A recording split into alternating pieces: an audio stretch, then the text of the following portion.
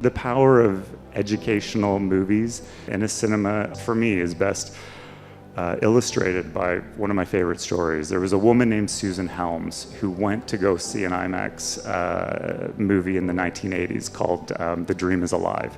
It was one of the first space films that we did with NASA. And fast forward, 15 years, she came out of that movie and said, "I want to be an astronaut." And 15 years later, she was making IMAX movies. And so that's the power of educational content in cinemas.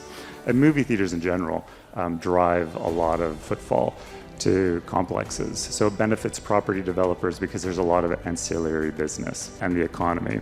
I want to encourage everybody in this auditorium, both private and public sector, to work together, to collaborate, to encourage more cinema development, to benefit community education and economies, but also to create kind of cultural destinations which enable, the African filmmakers to tell their amazing stories, because what I've seen today and throughout the last little while that I've been involved in Africa is that there's a lot of stories to be told, and they need a venue and a place to be told.